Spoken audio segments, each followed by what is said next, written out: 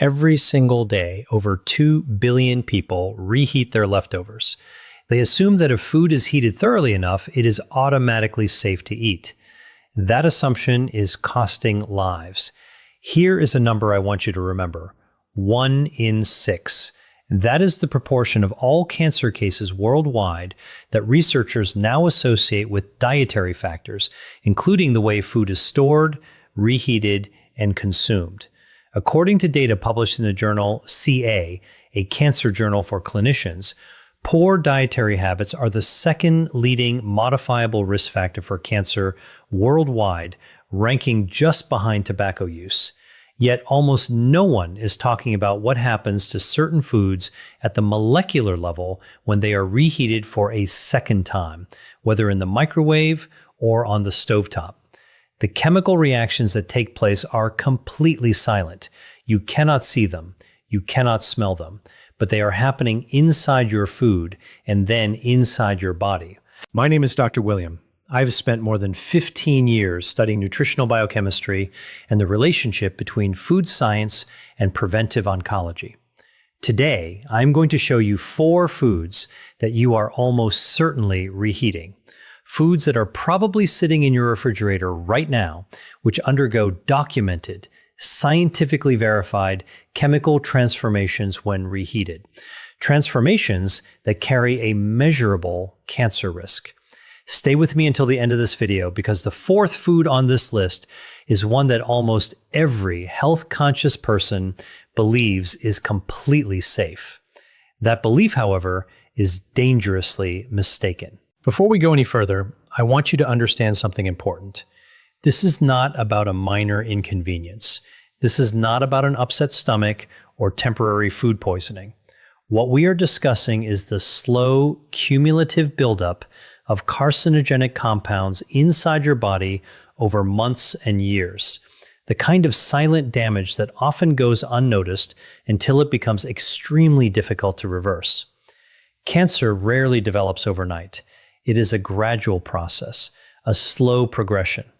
The building blocks of that process, free radicals, advanced glycation end products, nitrosamines, and lipid peroxidation byproducts, often enter your body not through cigarette smoke or industrial pollution, but through your own kitchen. The World Health Organization has classified several compounds formed during the reheating of certain foods as Group 1 or Group 2A carcinogens. Group 1 means there is conclusive evidence that the substance causes cancer in humans. Group 2A means it is probably carcinogenic to humans. These are not theoretical concerns. They are documented chemical reactions that occur in your kitchen, on your stovetop, or inside your microwave every time the wrong foods are reheated the wrong way. And here is the part that should concern you the most. The people at greatest risk are not those with unusual eating habits. They are ordinary people who believe they are making healthy food choices, lean proteins, cooked vegetables, rice, and eggs. These are the 4 food categories we are going to examine today. After watching this video, you will never look at your leftovers the same way again. Before we continue, let me briefly explain why I am qualified to discuss this topic. Not to impress you, but because in a world overflowing with health misinformation, you deserve to know who is giving you advice and why that advice is credible. I completed my medical training with a focus on internal medicine, followed by advanced fellowship training in nutritional biochemistry. Over the past 15 years, my research has focused specifically on how cooking methods, heat exposure, food storage, and food reheating alter the molecular structure of macronutrients and generate byproducts that interact with human DNA and cellular metabolism. For this video, I have reviewed hundreds of peer-reviewed scientific studies. Every claim I make is supported by published research from respected journals, including Food Chemistry, the Journal of Agricultural and Food Chemistry, Carcinogenesis, and The Lancet Oncology. I will explain the underlying mechanisms in clear, easy-to-understand language because the science is real, the evidence is strong, and you deserve to understand it. I am not here to sell you a supplement. I am not here to scare you into purchasing a course. I am here because preventive medicine begins with knowledge, and the information I'm about to share could genuinely help protect you and your family. Before we discuss the specific foods, I need to give you a brief but essential introduction to food chemistry. Please do not skip this section. It is the key to understanding everything that follows. When food is cooked for the first time, heat produces predictable and generally manageable chemical reactions. Proteins unfold, starches gelatinize, and fats emulsify. These are normal processes. However, when you reheat food that has already undergone these changes, especially food that has been stored in a refrigerator for several hours or even several days, an entirely different set of reactions begins to occur. First, oxidation. Fats and proteins that have been exposed to oxygen during storage become chemically unstable. When heat is applied again, these already damaged molecules break down even further into compounds known as lipid peroxides and malondialdehyde, both of which are well-documented agents capable of damaging DNA. Second, the Maillard reaction gone wrong. The Maillard reaction is responsible for the rich flavor and appealing brown color of many cooked foods. However, when proteins and sugars are repeatedly exposed to high temperatures, they can produce compounds known as advanced glycation end products, AGEs. These compounds promote chronic inflammation, one of the major biological drivers of cancer development. Third, nitrite conversion. Certain foods, particularly those naturally high in nitrates, undergo bacterial conversion while they are stored in a refrigerator. When these foods are reheated, the nitrates are converted into nitrites, which can then be further transformed into nitrosamines, compounds that the World Health Organization classifies as probable or confirmed carcinogens. Three mechanisms: oxidation, advanced glycation, nitrosamine formation. Keep these three terms in mind as we go through each food, because you will see one or more of these mechanisms involved in every example we discuss. Food number 1, cooked rice. Rice is the most widely consumed staple food on Earth. More than 3 billion people rely on rice as their primary source of calories. Billions of those people reheat leftover rice every single day. It is a deeply ingrained habit across nearly every culture in the world. However, there is a serious problem with this practice, one that has very little to do with the reheating process itself and everything to do with what happens during the time the rice spends in the refrigerator between the first cooking and the second. As cooked rice cools, it becomes an almost ideal environment for the growth of a bacterium known as Bacillus cereus. This is not a rare contaminant. It is naturally present in raw rice. It survives the initial cooking process and can multiply rapidly in cooked rice that is left at room temperature or stored in the refrigerator for extended periods. When you reheat the rice, the heat may kill the bacteria, but it does not destroy the heat-resistant toxins they have already produced. Those toxins survive the microwave, they survive the stovetop, and they enter your digestive system intact. However, while the bacterial risk is significant, it is not the primary cancer concern. The cancer concern is this: Bacillus cereus produces a toxin called cereulide, which laboratory studies have shown can damage the mitochondria inside human cells. Mitochondrial dysfunction is recognized as one of the early biological events that can contribute to malignant cellular transformation, the process by which a healthy cell gradually becomes cancerous. There is another, less frequently discussed but equally important concern associated with reheated rice. Repeated heating of starch-rich foods increases the formation of acrylamide, a chemical compound produced when natural sugars react with the amino acid asparagine under high heat. The International Agency for Research on Cancer, IARC, classifies acrylamide as a Group 2A carcinogen, meaning it is probably carcinogenic to humans. So what should you do instead? Whenever possible, cook rice fresh. If you need to store it, Spread it out on a shallow tray immediately after cooking so it cools quickly. Refrigerate it within 1 hour. Consume it within 24 hours. And never reheat rice more than once. Food number 2, cooked chicken. Here is something that may surprise you. Chicken is the world's most popular lean protein. Doctors, dietitians, bodybuilders, and health-conscious families all recommend it and frequently build their meals around cooked chicken. And when leftover chicken ends up in the refrigerator, almost everyone reheats it. This is where the problem begins. When proteins, particularly those found in animal muscle tissue, are exposed to high temperatures for a second time, they undergo a process known as protein oxidation. One consequence of this process is the formation of compounds called heterocyclic amines, HCAs. HCAs are not a controversial topic in nutrition science. They are among the most extensively researched dietary carcinogens in the scientific literature. Once HCAs enter the body, liver enzymes metabolize them into highly reactive compounds that can bind directly to DNA. This interaction with DNA can produce genetic mutations. Mutations affecting critical genes, especially tumor suppressor genes, represent one of the primary mechanisms through which cancer begins. A landmark study published in Carcinogenesis found that individuals who frequently consumed well-done or reheated poultry had a statistically significant increase in the risk of colorectal cancer.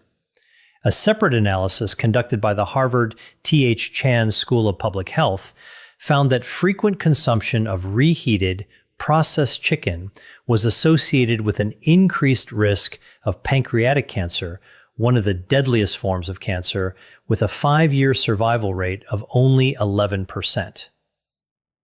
Foods number 3 and 4 are the ones most people misunderstand. Food number 3 primarily affects people who take pride in maintaining a clean, healthy diet. Food number 4 is something that nutritionists and physicians routinely recommend eating, yet the risks associated with reheating it remain almost completely unknown to the general public. If you find this type of evidence-based, practical health information valuable, I encourage you to subscribe to this channel. I publish one new video every week, and each one follows the same approach as this video. Peer-reviewed scientific research translated into practical information that you can actually apply. No hype, no supplements, no hidden agenda, just the science and what it means for your health. Food number 3, spinach and other nitrate-rich leafy greens. Spinach is arguably one of the most celebrated vegetables in healthy eating. It is rich in iron, folate, magnesium, and powerful antioxidants. Nutritionists, oncologists, and cardiologists consistently recommend eating more spinach, and they are absolutely right when it is eaten fresh or cooked once and consumed immediately. The problem arises when spinach is stored and then reheated. Spinach, along with celery, beets, lettuce, and Swiss chard, is among the richest dietary sources of naturally occurring nitrates. In their natural form, these nitrates are beneficial. They help support cardiovascular health and contribute to healthy blood pressure regulation. However, once cooked spinach is refrigerated, naturally occurring bacteria on the surface of the leaves begin converting those nitrates into nitrites. This is the same chemical conversion that occurs in cured meats.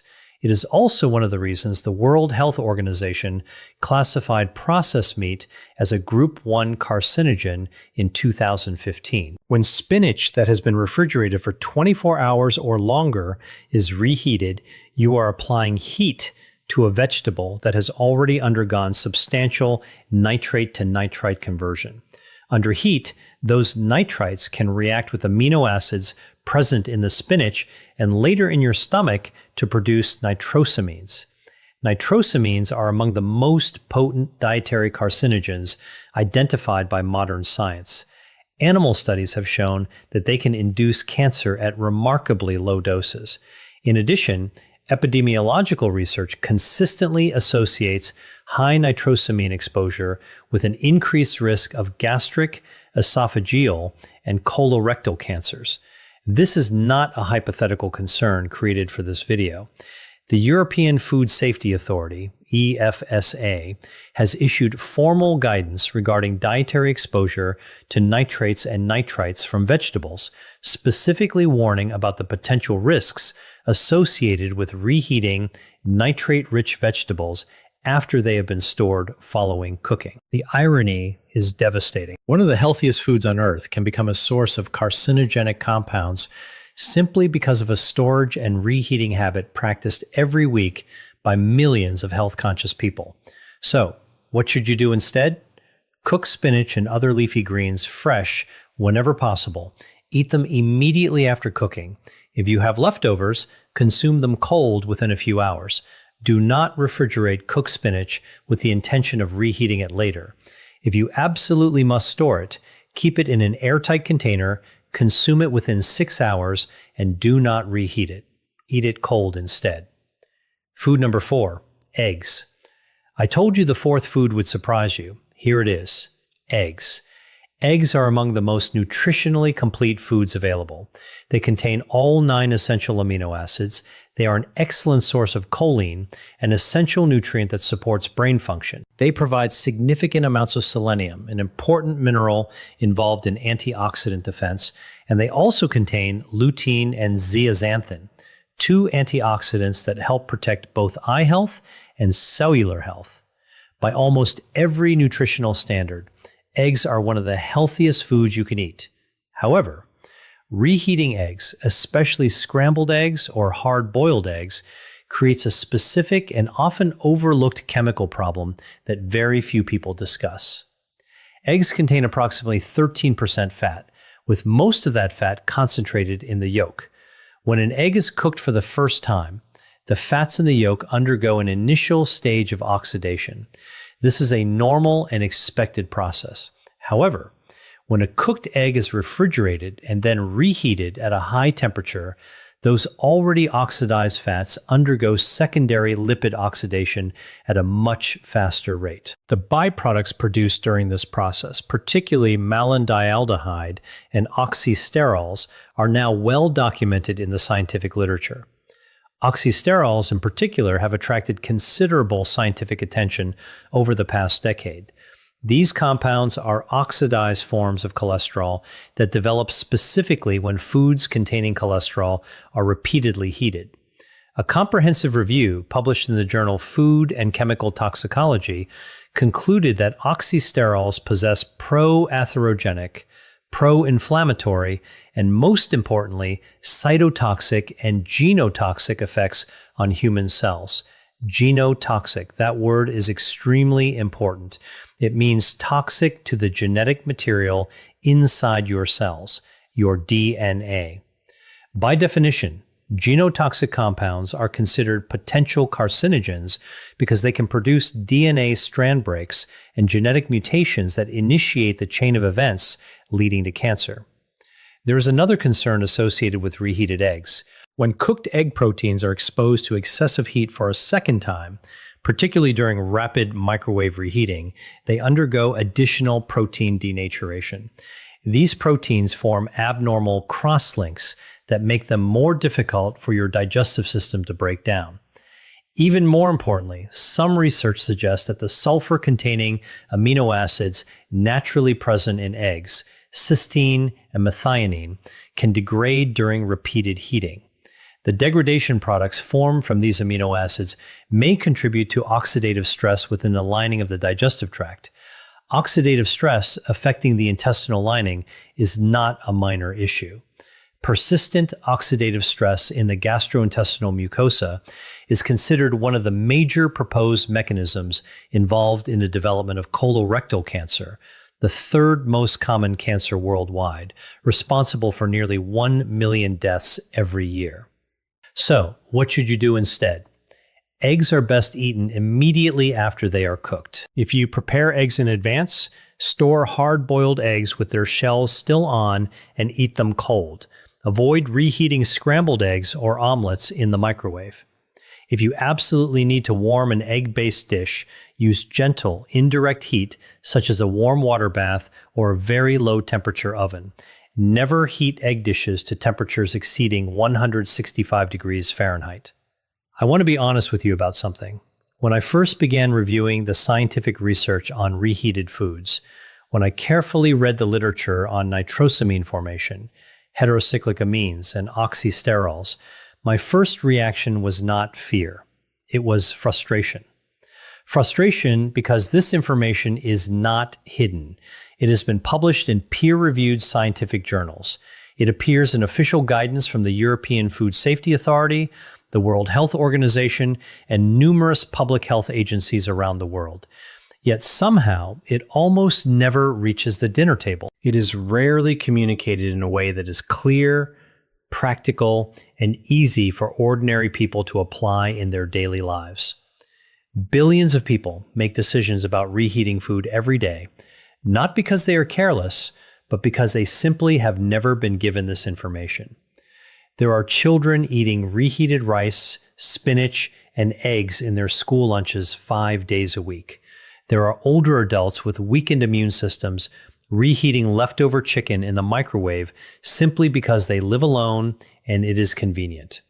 There are fitness enthusiasts eating reheated, high-protein meal prep containers every day, convinced they are maximizing their health, completely unaware that the chemical composition of their food has changed significantly since it was originally prepared. None of these people are doing anything wrong. They simply do not know. Now you do. That is the purpose of this channel. That is the purpose of this video. Not to make you afraid of food, but to provide you with practical, evidence-based knowledge that allows you to make smarter, healthier decisions. To help close the gap between what modern science has already discovered and what the general public actually knows. So, let us bring everything together. 4 foods, 4 different biological mechanisms, 1 clear conclusion. Food matters. Food number 1, rice. Reheating cooked rice can reactivate heat-stable bacterial toxins produced by Bacillus cereus, and also promote the formation of acrylamide through the reaction of natural sugars with amino acids during repeated heating.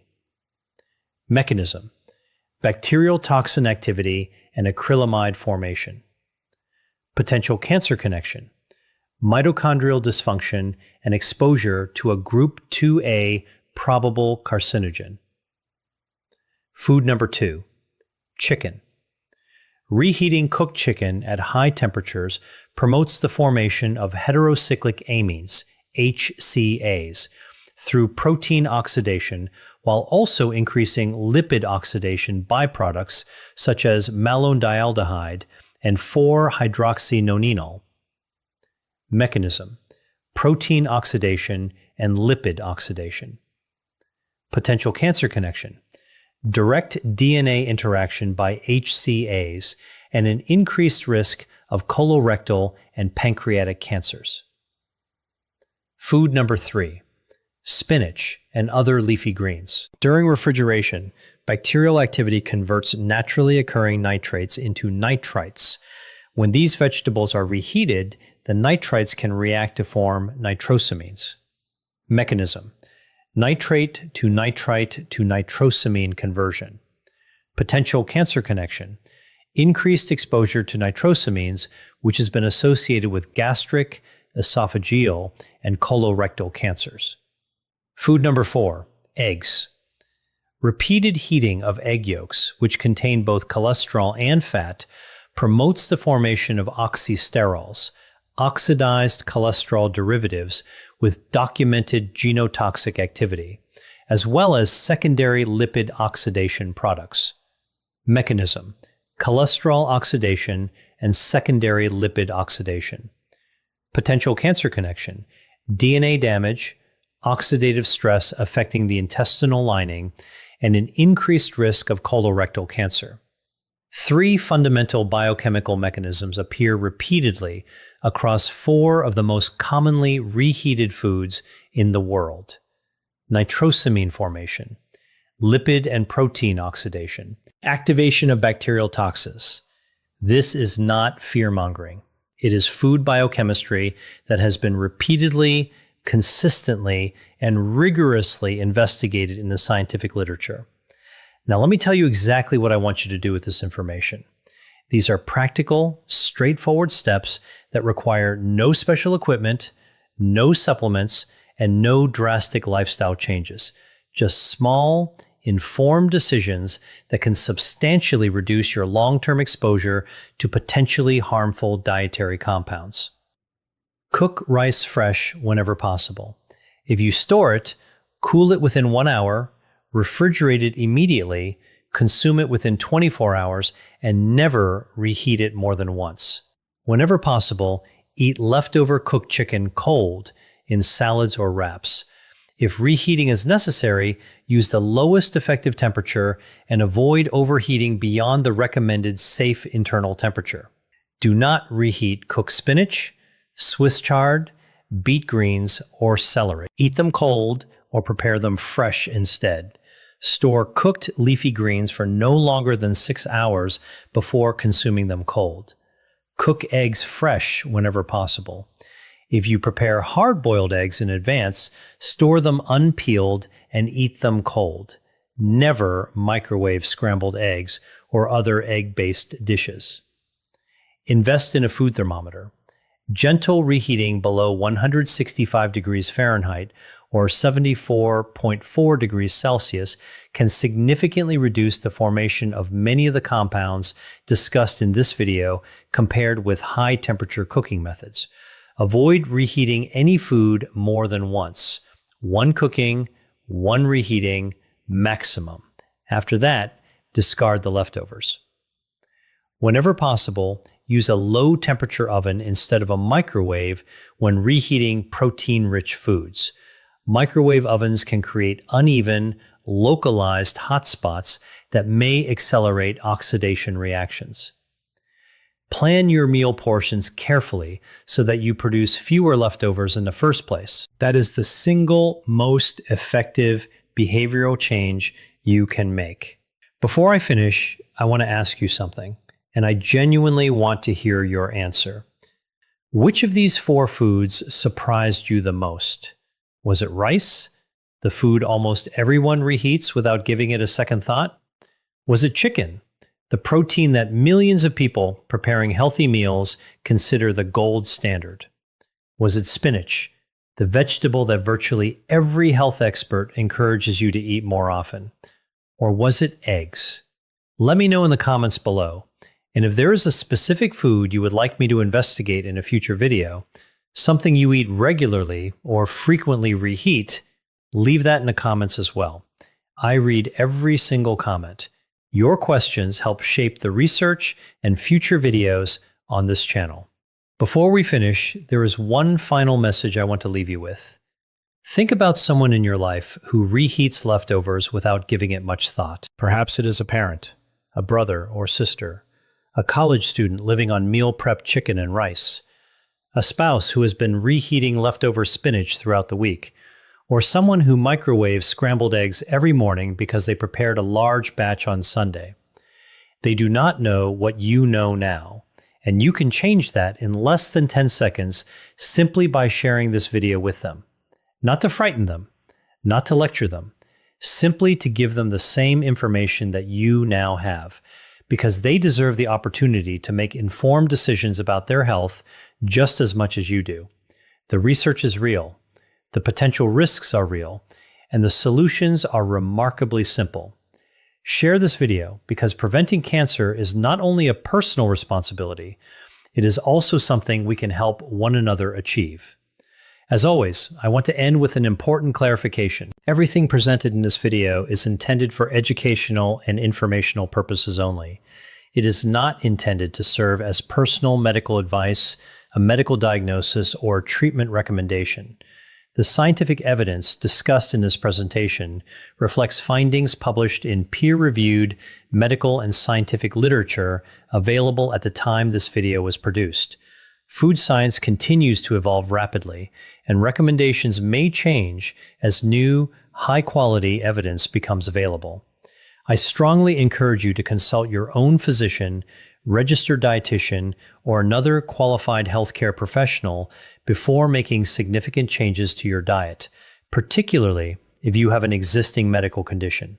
The mission of this channel has always been to translate complex scientific research into clear, practical, and evidence-based information. Not to replace your doctor, not to create unnecessary fear, but to ensure that the same scientific evidence available to researchers and public health professionals is also available to you, because you deserve nothing less than complete, accurate, evidence-based information about your own health. Thank you for watching.